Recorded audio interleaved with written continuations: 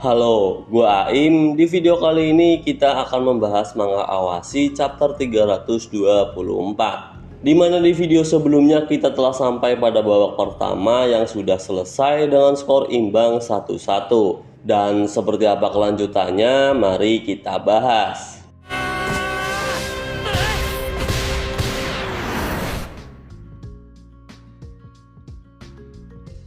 Babak pertama yang telah berakhir dengan skor 1-1 dan di sini terlihat pelatih Sabadell sedang memberikan instruksi kepada para pemainnya. Pelatih Sabadell berkata jika kita nggak bisa membawa pulang 3 poin, tentu ini akan menjadi sia-sia aja. Dan di 45 menit babak kedua adalah segalanya. Kalau kita nggak bisa menang di pertandingan ini, tentu kita juga nggak bakalan bisa keluar dari zona degradasi. Fukuda pun kemudian terlihat mendekati Heiro dan berniat buat membicarakan sesuatu. Namun karena terkendala bahasa, ia kemudian meminta Ethan untuk mengartikannya. Heiro pun bertanya apa yang ingin Fukuda bicarakan dan Fukuda menjawab jika dia senang karena Heiro telah menerima umpannya dan gak ada komplain apapun. Heiro pun gak menjawab dan malah berkata di dalam hatinya kalau dia gak bisa komplain apapun. Dia sebenarnya frustasi buat mengakui kemampuan Fukuda, tapi setelah menerima umpan yang dimana mudah diterima, ia justru menginginkan lebih banyak operan seperti itu lagi. Dan Fukuda berkata lagi jika apa yang Heiro lakukan belum cukup baik. Heiro pun terkejut, tapi Fukuda mengatakan itu bukan tanpa alasan.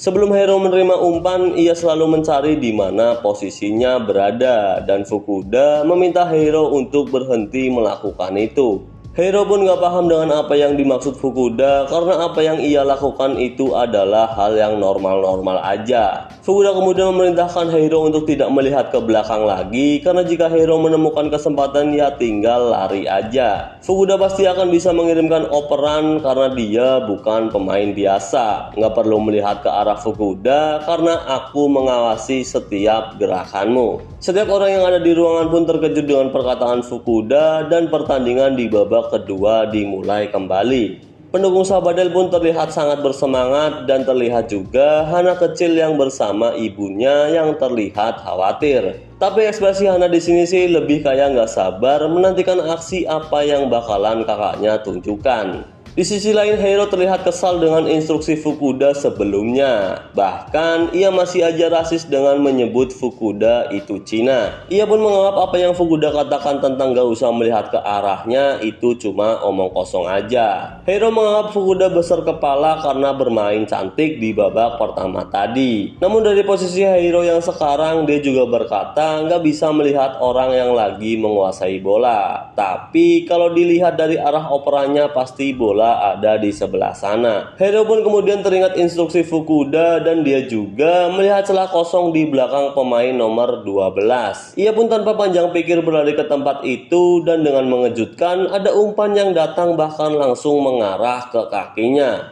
Tentu aja itu umpan dari Fukuda dan Heiro pun mengakui kalau Fukuda itu pria yang luar biasa. Namun sayang banget peluang Heiro kemudian bisa di-clear oleh pemain lawan. Hana kecil dan ibunya yang melihat permainan Fukuda pun terlihat senang dan bersorak lebih keras untuk mendukung kakaknya. Dan dari sini, Sabadell menjadi tim yang sangat berbeda dari babak pertama tadi. Di mana setiap mereka mendapatkan bola, mereka langsung memberikan umpan kepada Fukuda dan ia menjadi awal untuk penyerangan Sabadell. Bahkan ini udah kayak timnya Fukuda sendiri. Perkataan Fukuda sebelumnya yang bilang ingin mengambil alih klub memang benar-benar terjadi, tapi sepertinya dia masih belum terlihat puas. Faktanya sih pas Fukuda mengoper ke rekannya, bola berhasil dibuang dengan mudah. Fukuda berkata meskipun semua terlihat baik-baik aja, tapi ia merasa kalau temponya belum pas atau kurang beberapa detik. Fukuda menganggap jika dia bisa tahu cara mengatakan hal ini kepada rekan-rekannya, pasti itu akan sangat membantu Fukuda untuk bisa mengeluarkan lebih banyak kemampuan tim. Fukuda pun bertanya-tanya apakah faktor bahasa menjadi hambatannya, apakah Fukuda benar-benar harus belajar bahasa Spanyol dan tidak ada yang bisa ia lakukan sampai saat itu tiba. Sebenarnya Fukuda beranggapan jika satu sentuhan bola aja harusnya bisa membuat dirinya keliling dunia. Idealis Fukuda adalah menggunakan bola untuk berkomunikasi, tapi faktanya di La Liga melakukan itu ternyata mustahil. Nah, Sabadell yang mendapatkan sepak pojok, mereka cuma melakukan umpan pendek aja, dan yang menguasai bola adalah mantan pemain Barcelona yang di akhir chapter kemarin dapat instruksi dari pelatih Sabadell. Ia pun kemudian memberikan umpan kepada Fukuda, dan melalui umpan itu seperti berkata untuk Fukuda menembak ke gawang sebelah sana. Fukuda pun seperti paham dan terkejut karena ada yang bisa mengerti idealisnya itu. Namun itu juga menjadi akhir dari video ini. Dan bye-bye.